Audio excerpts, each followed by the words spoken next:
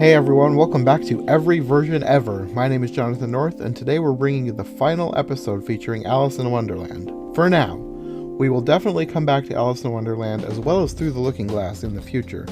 But for the time being, I think we'll call this like the season finale in our current Alice in Wonderland series. And for the finale, we've got a special guest on the show. Nicki from Trivial Theater is joining me, and we're talking about two strange government PSAs from the 70s, which prominently feature characters and scenes from Alice in Wonderland. From the US government, we have Curious Alice, a trippy, strange, bizarre, and kinda really creative attempt at making an anti-drug PSA for kids. Whether or not it was successful at that, we'll be talking about in the show. And from the British government, we have Alice in Label Land, a decent attempt at making a short to easily break down the intricacies of British label laws for an audience of children and housewives.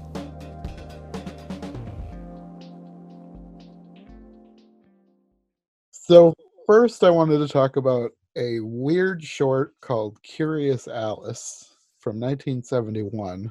And I thought it was weird. Like, I found this one probably on a blog somewhere because I have followed a few Alice in Wonderland blogs. And this is something that's definitely not very well known.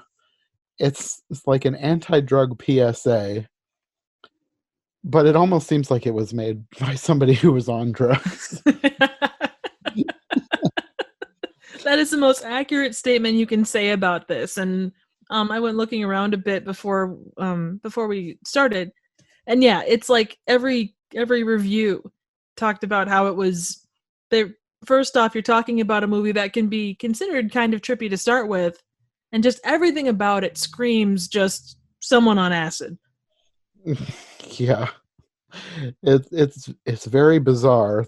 There's something I read that was a different board of like government oversight. I don't know. They like were reviewing it and basically said that they didn't think that this is actually appropriate to show kids without having somebody there who's willing to walk them through it and explain everything.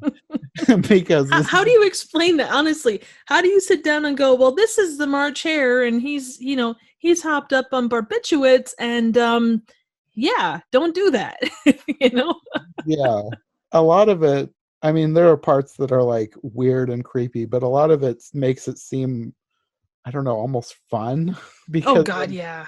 She's like flying through this place and there's like flowers and it's weird, but it's also kind of pretty in a weird way. I guess that's the best way I can describe it. Oh no, 100% agreed. I think you definitely, there's one part where like her hair almost turns into leaves. Yeah. And then leaves come over her face. Yeah, it's gorgeous. Like, the animation style is I saw it, I guess I'm a big Monty Python fan. Like, it reminds me so much of Terry Gilliam animation, especially during that Monty Python era.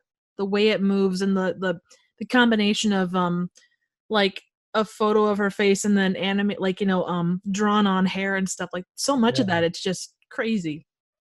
Well, that would have been about the same era, so maybe Yep. there was some people taking inspiration from that. Oh yeah, I would definitely say. I mean, everything about it, like even the way there's a set of characters like the white rabbit, like to see him like as kind of an outline of a character, like that's even kind of in that realm of Gilliam animation. So, What did you think of the character designs of all the characters? oh my god, it was, you could see what they were going for. Like, you look at the caterpillar or like the folks at the tea party, you definitely get they're supposed to be like strung up drug induced people in a variety of ways. I mean, you definitely, especially with I'm gonna get it wrong, it's the March Hare, the one that's on sleeping pills. Dormouse is on sleeping pills. March Dormouse. Hare is on pep pills. Pep pills. What a name. He says that he has pep pills, uppers, amphetamines, speed. I can't imagine like a kid raising his hand and going, what is an upper? No, the style of him, especially, like, he like, woo, he's all kind of crazy, and then, yeah, anyway. So. Yeah, the Dormouse, he was on barbiturates, sleeping pills, and the Hatter was on LSD. He was kind That's of talking appropriate. nonsense. I mean, a lot of that stuff, especially like what the Hatter was saying, it really seemed like something that would fit in Alice in Wonderland. They're just giving it a drug context, which a lot of people like to do anyway. Oh, I guess definitely. that's probably why they thought Alice in Wonderland would be a good fit for this message. Well, and I I was don't know how much the wondering, message translates, not very, I don't especially think. for I mean, kids. oh yeah. Well, and what kid is gonna make that connection? It's gonna just be bright, shiny colors, animation, all that stuff. I did find it interesting, and I guess it's been a long time since I've read Alice in Wonderland, but especially with like the caterpillars dialogue, I thought that some of that might have actually been dialogue from the movie or the book, or well, There one was of the two. there was a lot in this that I'm pretty sure was either taken from or abridged from the original book. A little bit of what the caterpillar said, and a lot of what he said was kind of inspired by what he said in the book. That would make sense. The Cheshire Cat, though, especially in his scene, aside from him saying, "Do you know what those pills are?" Now that wasn't, but the rest of his dialogue, I'm pretty sure was either taken directly from the book or like pared way down from his dialogue in the book. It was I can. basically the same scene, just really short.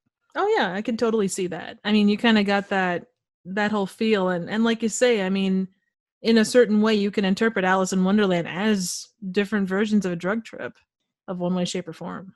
Yeah, there's a lot of different ways that people try to interpret the book, and I guess if you want to take the approach of like using a book in the same way you use like art, like find your own meaning in it, I guess that's fine. I don't think that that's what it was originally. No. Like, I don't think that's how it originated, but I guess a lot of people do like to make those connections.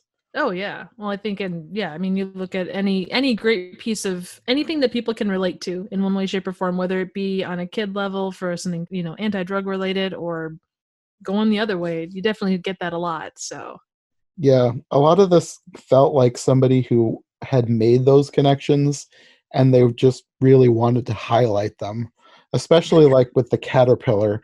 Like a lot of people have talked about they think the caterpillar smoking marijuana, which probably isn't. I don't know. I just feel like it's probably debatable, but they gave him marijuana in this short. right. I always assumed in the original it just with his voice, you kind of get that sense of someone that's very like high, not high end, but more affluent, and can kind of, it's more about the enjoyment of the finer things. Yeah, like the same way for the same reasons that people would smoke a pipe. Exactly. That's the kind of person that I got out of the caterpillar in my reading of it anyway. Oh yeah, yeah. Well, and at least in the Disney version, you look at the Disney movies of that era. I mean, whether you're talking, I'm gonna screw this up, like Dumbo and Alice, they came out sort of in the same time frame, didn't they? Dumbo was right before the war. Alice was a little bit after the war. Okay, because I was gonna 'Cause say you get Alice was kind of, I think Alice was in development around the same time, but it was delayed because of the war. makes So sense. maybe they were, parts of them probably were made around the same time. Just Alice got put on hold for quite a while. Right. Oh, that's fair. I was just thinking like you look at Dumbo and there's like the scene of the crazy elephant scene. Oh, yes. And then you look at Alice and you've got the caterpillar and kind of his whole deal. So Oh, yeah, I never really made that connection, but that's a good point. It is the same type of animation with the flowing shapes and the morphing, and yeah. I don't know if that means anything or not, but hey. I think to me it just is the animators experimenting with stuff. Oh yeah. Like Well, and that's a lot of people want to do like the read into the drug stuff, but like I think the animators are just having fun. oh Like yeah. I'd want to do the same thing if I was an animator. I'd want to see what I could do. Oh, absolutely. Well, and you interpret it, now and look back at all the thing that's been written, even if you don't go searching it out, there's still so much that we put on it Hmm. versus when it was at the time. Not to say it was more simple-minded or more pure, but there was definitely a different interpretation of things then versus things now. Hmm. And that's true of anything. I mean, you look at Blazing Saddles, you look at the things that are being called up now that were made, 70, 80, well, not Blazing Saddles, but like different things that were made so long ago. Yeah. You take them in context for when they were made versus what the context is that we put on them. Yeah. I try to do that with a lot of things, but a lot of people want to read in like today's way of thinking into the old stuff, and you can't really do that. You have to think about them from a historical context. Oh yeah, absolutely. There's a Twitter handle that does a lot of like silent movies, and they make a lot of connections to now, like the things that people say about movies now versus the things that movies did back, 100 years ago. And they were talking about how movies weren't political, back in the 1920s and further back. Political statements were one of the first big things that came up in movies as far back as the 1890s. I mean, even when films were being at the very beginning, they had those same, not the same kind of political messages, but there were still those messages in them. Mm-hmm. Yeah.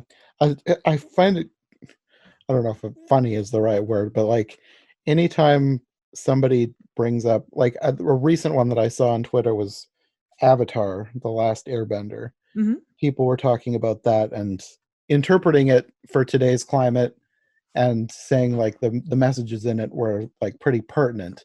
And then there are a lot of people coming on and like saying, you're just reading too much into this. There was nothing political in that. Then you have the actual, like the creator coming into the conversation saying that, yeah, there was, like, we put these things in there for a reason. And it's like, it's funny that people were arguing with the creator about the creator's own intent for their own story. But people like to argue. I mean, that's like, look at all this stuff, and given our current situation of things, I mean, even Joker, that's less than a year old, and the way that people have interpreted that since before it came out, Mm-hmm. and all the messages that people attempt to put on that, regardless of what the message honestly was. And I think that they left it open to quite a lot of its own interpretation. I've heard numerous rumors about what the actual meaning of it is, and what you can draw from it. I mean, The Shining, even going back there, it's you can draw so much depending upon how you look at it and your perceptions and everything. Mm-hmm. Yeah, a lot of things like that. I think of it like art, especially like modern art and abstract art. Like sometimes the creators want you to look into it and make your own meaning from it. So I don't think it's necessarily wrong to try and find meaning in things that maybe wasn't exactly intended. Oh, It, absolutely. it makes the experience a little more personal. Oh no, and that's, I 100% agree. And it's interesting to see what people draw from it, and how, yeah, I mean, like there's a documentary on The Shining called 11, or what is it? It's Room 237 or Room 217, I don't remember which, but they get into all these conspiracy theories about what Kubrick meant by the movie. And it's fascinating, like what people have, right or wrong, what people have drawn from that. Everything from like the moon landing to just like out of the craziness, or what seems crazy to me at least, like messages about Native Americans and aliens and all this stuff. It's just like, that's incredible, that's cool, but I can't see it. Yeah. But I've probably taken us far enough off track. Yeah, I was just thinking, what were Sorry. we last talking about? About this I'm so story? sorry. You're fine. I Just don't call me mind. a tangent person. Yeah, I don't mind rabbit trails. Well, hey, it's a good place for it, right? Talking about Alice. Yeah. Well, I guess we've probably talked about most of the important stuff from this short. I guess my main takeaway was that it was an interesting short with interesting, cool animation, but I don't think it's gonna turn anyone away from drugs. No, It'll definitely just so. confuse children. I will say the one other thing I had in my notes was, I've through a variety of different things, I've watched a lot of PSAs, Mhm. like especially through Riff Tracks, they do a lot of those. It's a thing off of MS Mystery Science Theater 3000, Mhm. but it's a fascinating how like different eras affect different kinds of PSAs. you can take one look at this and everything about it tells you that it's from the 70s. There's absolutely no doubt. Yeah, this and a thing I guess I never mentioned was the music. Oh It God. was weirdly 70s. It was like very sci-fi, Oh yeah. so strange. Especially around the caterpillar, like that was where the weirdest music was. Oh yeah. Well, it kind of matched the visuals too, as far as like the way it's laid out and such, and some of the transitional elements. Hmm. I did have one other thing. I was when I was looking stuff up, one of the trivia points I ran across was there was a coloring book Oh, associated with this Curious Alice. oh, really? I Yeah. never found that. At least according to Wikipedia, so take that how you will. Well, Wikipedia usually, for all people want to talk bad about Wikipedia, I've found them to be pretty reliable. So I guess I wouldn't be surprised, especially if they were trying to use this as a teaching tool for kids. Depending on how young they wanted to go with it, maybe a coloring book would have been good supplemental material. Who knows? Can you imagine the caterpillar as a character in a coloring book? But really, any of these things, Oh god. I don't know that I would have wanted to color these creatures as a child. Maybe Alice, but the rest of them were weird. Oh god, yeah, without doubt. You can't say they were boring though. They definitely held your No, attention. that is true. Well, Curious Alice, that was a US government PSA, and I realized tonight when I was doing my final notes, Alice in Labeland is actually a British PSA.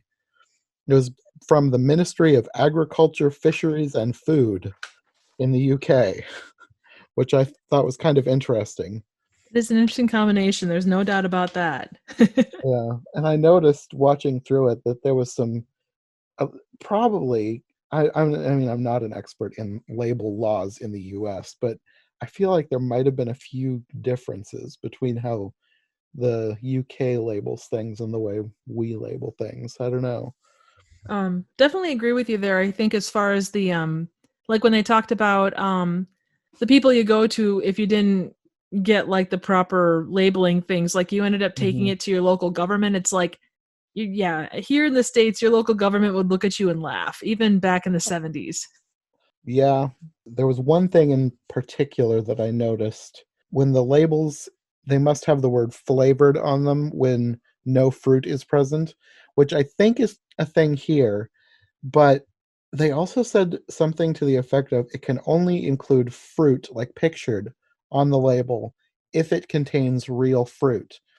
And I'm fairly certain that's not a thing in the US because they'll put pictures of fruit on anything that Oh has a yeah. fruit flavor in it. Well, hell, chocolate bars that have like raspberry flavoring in them come with that on the label. So no, 100%. They yeah, truth in advertising is always a fun topic, isn't it? Yeah. The watching through this, I was like, this is such a weird combination of label laws and Alice in Wonderland. And I'm like, how did they like I get the connection for Curious Alice because like everybody always talks about drug related things having to do with Alice in Wonderland, but like label laws, like where was the connection for Alice in Wonderland? That was the first thing I wrote down. That and Alice had incredibly creepy eyes. I noticed that too. Like my first thought when looking at Alice was like, oh, they're trying to go for kind of like the old illustrations, and then it like zoomed in on her face and was like, nope, that doesn't look like the old illustrations anymore. Well, in some of her proportions, like there's one part where her legs are like 10 feet long, and then Mhm, another one where like her skirt, like her feet, like get to like a foot tall, like a foot off the ground, like her skirt is, and like the mhm. way it moves is just it's creepy. It's kind of disconcerting. Yeah, it's very weird that there was one scene in it that I almost thought was creepier than the like Curious Alice stuff when and maybe it's just me that find it creepy because everybody finds different things creepy. When the can labels come to life, there's the carpenter from the Walrus and the Carpenter sequence, Oh and yeah. the mock turtle, the dormouse, the Mad Hatter. and they start like looping their animation and Hmm. repeating the same word over and over and over again. Like, is that supposed to be scary? Because I think I would have been creeped out as a kid if I saw this. That scared the crap out of me. And then the Queen of Hearts was terrifying. She was Oh my only in there for god. like 2 seconds. I know.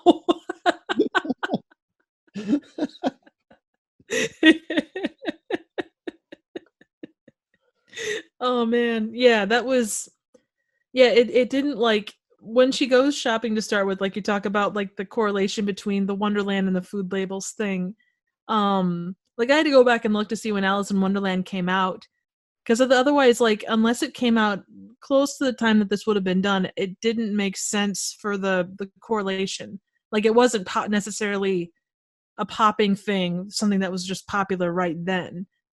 Well, there was a version released in the early 70s, like 72 maybe. There was a Oh, live okay. action version. So Ah, maybe this was like trying to bank off of the, I don't know if it was popular, but like maybe they thought it was popular and they were trying to bank on their perceived popularity. that's I don't possible. know. The That's the possible. 70s one has kind of faded into obscurity too. So Yeah. most versions of Alice in Wonderland fade into obscurity other than Disney's. Yeah. The it doesn't make a whole lot of sense to me, like the trying to make the connection, but there was a quote that I wrote down because I think this is where they're trying to make the connection. And they say the shopper may feel projected into a confusing wonderland, roving through row upon row of shelves containing bottles, jars, cans, offering a bewildering choice from which she must choose exactly what she wants. It was like this really long run-on sentence of trying to make this connection between Wonderland and shopping, and I didn't really get it, but that's where they're trying to connect it, and it. Yeah. I did find it interesting, like the confusion over labels and I guess trying to put yourself into that time frame. Like if you were going back to like the 30s or 40s where, you had still a lot of bulk purchase Mhm. versus like things in cans and maybe even further back than that. But to take it to the 70s and to say, and I guess maybe if they changed the law, it would have been different. But I can't think that a basic can of food would be that difficult to correlate. Yeah, I don't really get why they felt the need to make this PSA, but there was apparently a law that passed, like it was put into practice in 73. So the short came out in 74. So maybe they thought that there was going to be confusion when they passed this new law and they decided to make this short to help guide people through it. That But makes sense. really, I mean, it all seems pretty straightforward to me. You'd think Just so. And reading a label. yeah. Well, and one of the things that always comes back to me, at least from a review side of things, is something that Red Letter Media talks about, and it's who was the audience for this piece, whether you're talking about a movie, a TV show, whatever. Mhm. And it definitely, as you say, it's hard to know.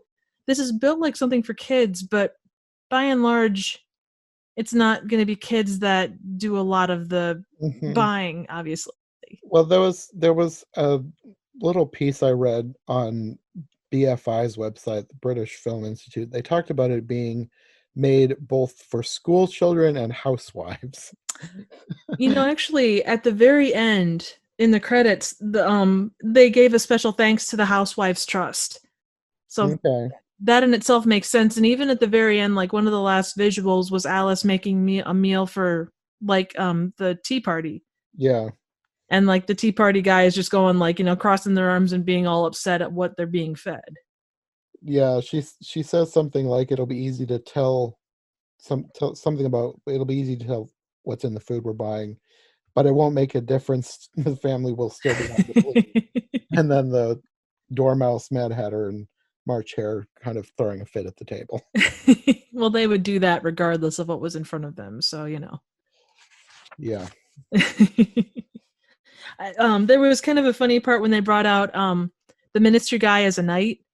Yeah. First his red face was hilarious, or pink face was hilarious, but they threw some what felt like cheeky jabs, like almost kind of it was, and maybe it was just the way I interpreted it, but he's talking about how the food regulation law of 1970 was implemented in 1973, and I'm sure that was generally like it's like any law; it takes a little time for it to come into Mhm. effect. But just the way he said it, it came off to me like they're taking some little subtle jabs at what's going on here. That's kind of what it felt like. Well, since like when he wrote in, his flag thing says the Ministry of Agriculture, Fisheries, and Food, which is the people who put this out.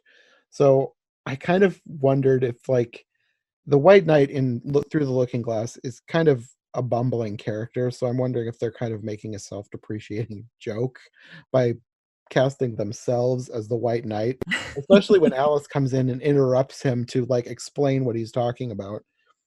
Even That though would she was the one who was confused at the beginning, and so she's the one explaining everything.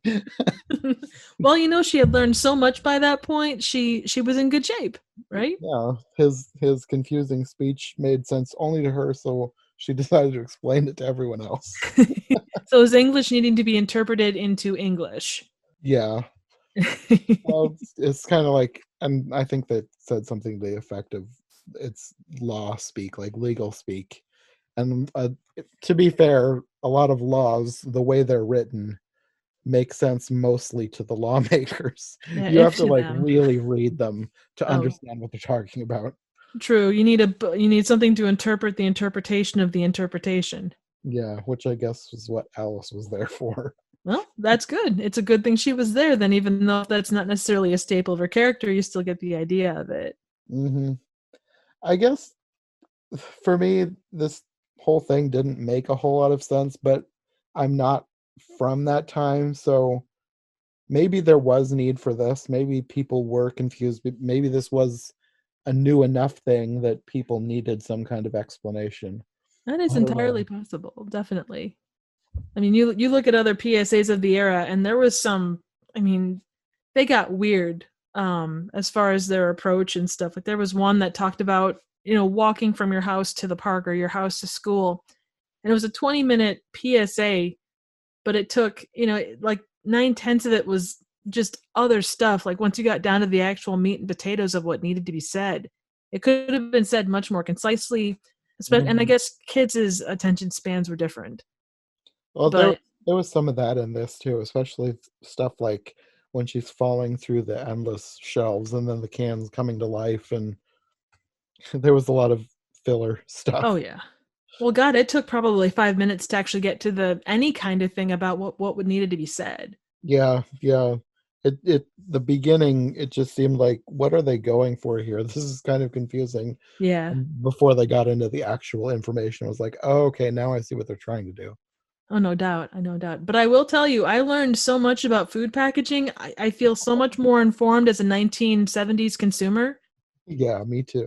I have to go tell all our housewives friends.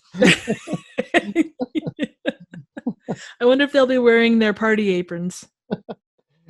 Probably. No, it was an interesting short though. Like just the animation type and just the contrasting the two. It was being made in a similar area but such different styles of telling stories. Yeah, the animation was very different, but you could still tell that they were both very 70s. Oh yeah. Yeah, there's no doubt. I mean, again, looking at this, you can everything about it screams 70s. Yeah, especially the music. Oh god. No doubt. It wasn't quite as noticeable in Label Land, but Curious Alice for sure. It was Oh yeah. so very 70s. Although the 70 or Curious Alice definitely was like that was a trip and a half. Whatever their meaning definitely came off as probably what it shouldn't have been. Whereas Label Land definitely had more preciseness to it.